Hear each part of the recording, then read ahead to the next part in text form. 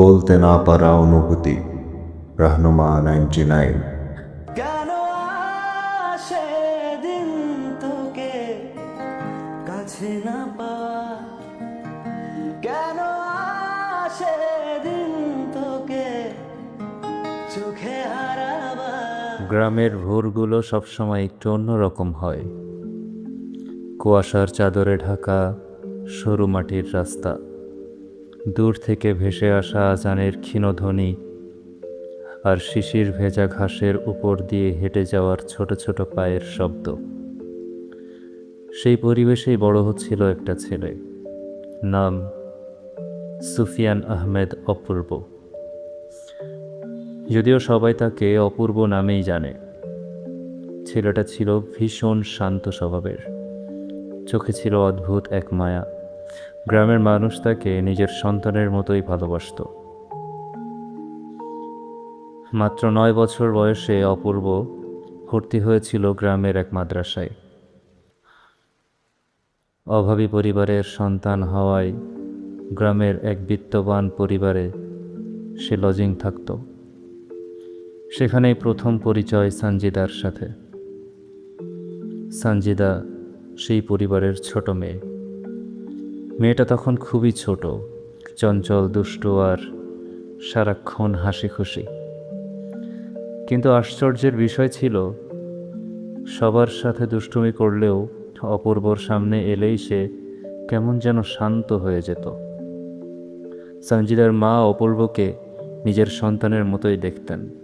কখনো নিজের হাতে ভাত মেখে খাইয়ে দিতেন, তো কখনো রাতের বেলা মাদ্রাসা থেকে ক্লান্ত হয়ে যখন অপূর্ব ফিরত, তখন সানজিদার মা তার মাথায় হাত বুলিয়ে বলতেন, বাবা, এত ক্লান্ত হয়ে পড়লে চলবে?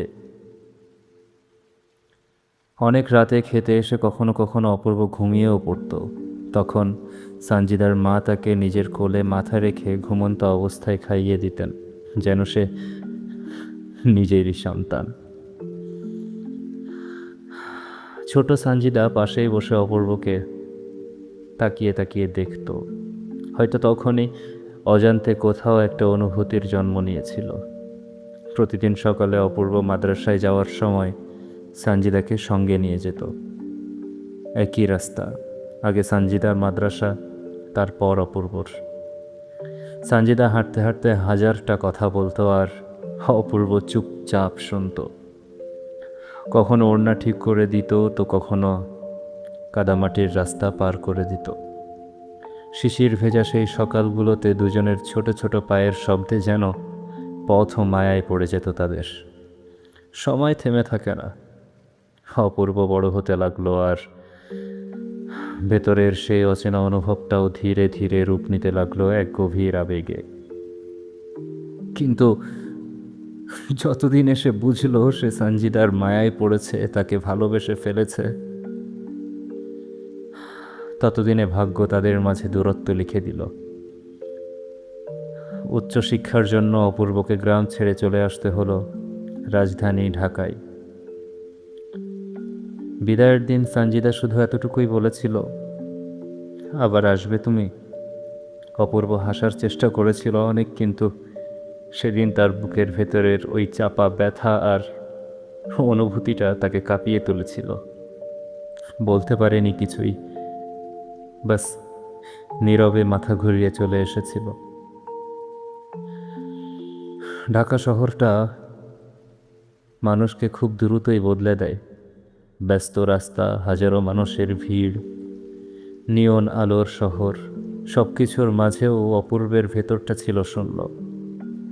ভালো একটা প্রতিষ্ঠানে ভর্তি তো হতে পারল সে, যেখানে পড়াশোনা, থাকা, খাওয়া সব কিছুই ঠিক ছিল।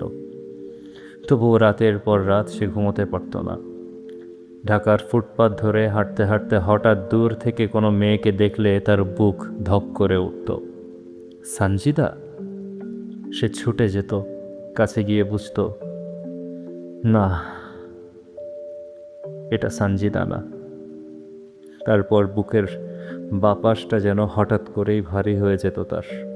মনে হতো সে যেন মরীচিকার পিছনে ছুটছে। অনেকবার বলতে চেয়েছিল, অনেকবার, কিন্তু পারেনি বলতে, কারণ একটা ভয় তাকে প্রতিনিয়ত গ্রাস করত। যে মানুষগুলো তাকে নিজের সন্তানের মতো আদর করল, নিজের সন্তানের মতো সোহাগ দিল, মায়া দিল, ভালোবাসা দিল, যদি তারা জানতে পেরে যায়, যদি তাদের ভালোবাসা ঘৃণায় বদলে যায়, আর যদি সঞ্জিদাকে চিরদিনের জন্য হারিয়ে ফেলতে হয়, এই ভয়েই অপূর্ব নিজের ভালোবাসাকে বুকের ভেতর কবর দিয়ে বেঁচে থাকলো। এরপর কেটে গেল দীর্ঘ 6 বছর। একদিন হঠাৎ করেই অসুস্থ হয়ে পড়ল অপূর্ব। তাকে ভর্তি করা হলো রাজধানীর রায়েরবাগ ইসলামী হসপিটালে। ডাক্তাররা বললেন অতিরিক্ত ডিপ্রেশন আর মানসিক চাপে এসে ভেঙে পড়েছে। অপূর্ব তখন আইসিইউতে ছিল, কিন্তু আশ্চর্যের বিষয়, অচেতন অবস্থাতেও ব্যর্থ প্রেমিক অপূর্ব শুধু একটাই নাম বলছিল বারবার, সঞ্জিদা, সঞ্জিদা। ডাক্তার বাইরে এসে অপূর্বের বন্ধু রিয়াজকে জিজ্ঞেস করলো, আচ্ছা রিয়াজ, এই সঞ্জিদাটা কি? রিয়াজ মাথা নিচু করে বলল, অ্যাকচুয়ালি আমি জানি না স্যার। কিন্তু ডাক্তার বুঝলেন ছেলেটা কিছু লুকোচ্ছে, তাই তাকে করিডোরের এক কোণে ডেকে জিজ্ঞেস করলেন, আমি জানি তুমি আমার থেকে কিছু একটা লুকোচ্ছ রিয়াজ, বিষয়টা খুলে বলবে প্লিজ? রিয়াজ তখন বলল, স্যার আশপাশে অনেক মানুষ ছিল তাই আপনাকে কিছু বলতে চাইনি, তবে কিছু বিষয় আপনাকে বলাটা খুবই দরকার। এরপর রিয়াজ ওভারব্রিজের সেই দিনের ঘটনাটা বলল, যেদিন অপূর্ব একটা মেয়েকে দেখে পাগলের মতো দৌড়ে গিয়েছিল তার কাছে। পরে জানতে পারল সে সঞ্জিদা না। তারপর যাত্রাবাড়ির সেই ভয়ঙ্কর দিন, সেদিনটা কিভাবে ভুলে যাওয়া যায়? চলন্ত বাস থেকে লাফ দিয়েছিল শুধু একটা মুখ দেখার জন্য, কারণ দূর থেকে দেখে মেয়েটাকে সঞ্জিদা মনে হয়েছিল। সব শুনে ডাক্তার চুপ হয়ে গেলেন। হাসপাতালের করিডোরটা যেন আরো ঠান্ডা হয়ে উঠল। হঠাৎ এক নার্স দৌড় দিয়ে এসে চিৎকার করে উঠল, স্যার পালস পাওয়া যাচ্ছে না। সবাই দৌড়ে গেল ভিতরে। ডাক্তার আপ্রাণ চেষ্টা করলেন, অক্সিজেন, চেস্ট প্রেস, বারবার হার্টবিট ফিরিয়ে আনার চেষ্টা, কিন্তু অপূর্ব নিথর। রিয়াজ দরজার পাশে দাঁড়িয়ে কাঁদছিল। তারপর সে এগিয়ে গিয়ে কাঁপা কাঁপা গলায় বলল, তুই এভাবে যেতে পারিস না ভাই, প্লিজ। তুই দেখ, তুই চোখটা খুলে দেখ প্লিজ। দেখ সঞ্জিদা এসছে তোর সাথে দেখা করার জন্য, প্লিজ দেখ না ভাই। কথাটা বলেই রিয়াজ কান্নায় ভেঙে পড়ল। আর ঠিক তখনই অপূর্বের বুকটা হঠাৎ কেঁপে উঠল। সে গভীর একটা শ্বাস ছাড়ল।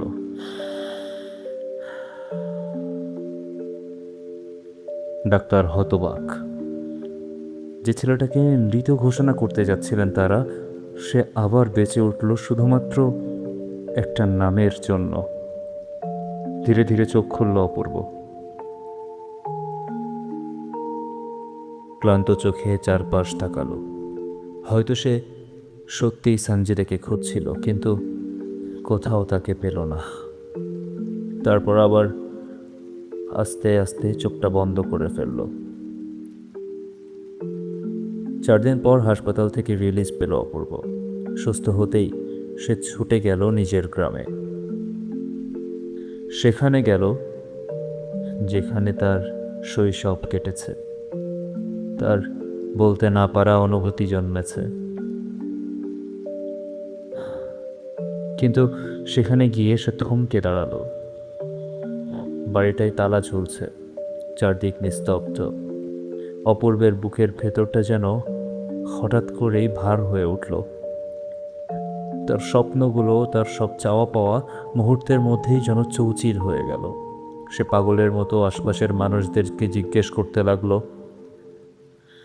আপনারা কি কেউ বলতে পারেন তারা কোথায়? তাদের বাসায় তালা ঝুলছে কেন? তারা কোথায় গিয়েছে? প্রত্যেকটা মানুষকে ধরে ধরে জিজ্ঞেস করতে লাগলো অপূর্ব। ঠিক তখনই গ্রামের একজন বৃদ্ধ অপূর্বকে দেখে ডাক দিল, এই যে বাবা, শুনছ? অপূর্ব বৃদ্ধের ডাক শুনে এগিয়ে গেল। জি দাদু, বলুন, কিছু বলবেন? আচ্ছা আচ্ছা, আপনি কি বলতে পারবেন তারা কোথায় গেছে? তাদের বাসাটা তালা কেন ঝুলছে? বৃদ্ধ দীর্ঘ একটা শ্বাস ছেড়ে বললেন, ওরা তো চলে গেছে বাবা, অনেক আগে। কিন্তু কেন? কি হয়েছে? ওরা কোথায় গেছে? বৃদ্ধ বললেন, শুনেছিলাম নাকি সঞ্জিদার বাবা খুব অসুস্থ, তাই তাকে নিয়ে মাদ্রাজ চলে গিয়েছে তারা।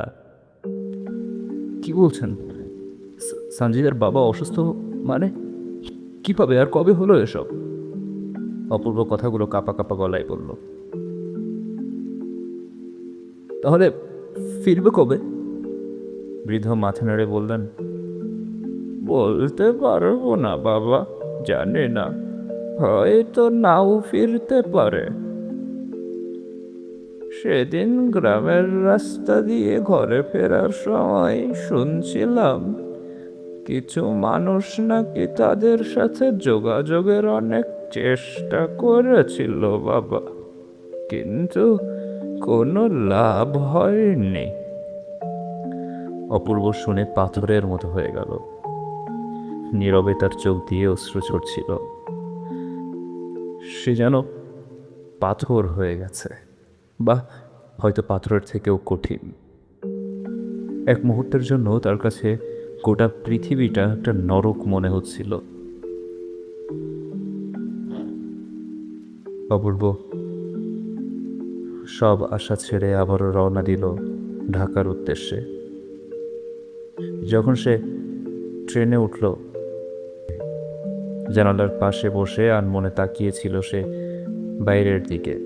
হয়তো শেষবারের মতো নিজের গ্রামটা দু চোখ মেলে দেখে নিচ্ছিল, আর এবার হয়তো পাড়ি জমাচ্ছে না ফেরার উদ্দেশ্যেই। ট্রেন যখন ছাড়ল, তখন অপূর্বের দুগণ্ড বেয়ে নেমে এলো অশ্রুর দুটি ধারা। সে চুপচাপ তাকিয়েছিল বাইরের দিকে, আর মনে মনে বলছিল, জানো সঞ্জিদা, আমি কখনো তোমাকে পাওয়ার স্বপ্ন দেখিনি। শুধু চেয়েছিলাম কোনো একদিন সাহস করে বলবো যে আমি তোমাকে কতটা ভালোবাসি। কিন্তু দেখো, ভালোবাসি বলার আগেই তুমি হারিয়ে গেলে। তুমি জানো, ঢাকার হাজারো মানুষের ভিড়ে আমি প্রতিদিন শুধু তোমাকেই খুঁজে চলি। প্রতিটা ভুল মুখের কাছে গিয়ে আমি নিজেকে একটু একটু করে ভেঙে ফেলি। আমি কাউকে দোষ দিতে চাই না সঞ্জিদা, হয়তো ভাগ্যই চাইনি তুমি আমার হও। কিন্তু একটা কথা জানো, আমি আজও তোমার জন্যই শুধু বেঁচে আছি। যদি তুমি কোনোদিন ফিরে আসো, তো দেখবে কোনো একটা ছেলে এখনো তোমার অপেক্ষায় বসে আছে, ঠিক সেই ছোট্ট গ্রামের আঁকাবাঁকা রাস্তার মতোই নীরব নিশ্চুপ। ঢাকা শহরে আজও মাঝে মাঝে একটা ছেলে ফুটপাতে হাঁটতে হাঁটতে হঠাৎই থেমে যায়। দূর থেকে কোনো পরিচিত মুখ দেখলে তার বুক কেঁপে ওঠে।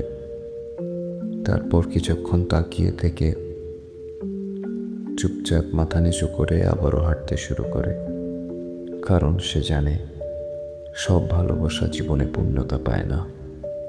কিছু ভালোবাসা সারা জীবন শুধু বলতে না পারা অনুভূতি হয়েই থেকে যায়।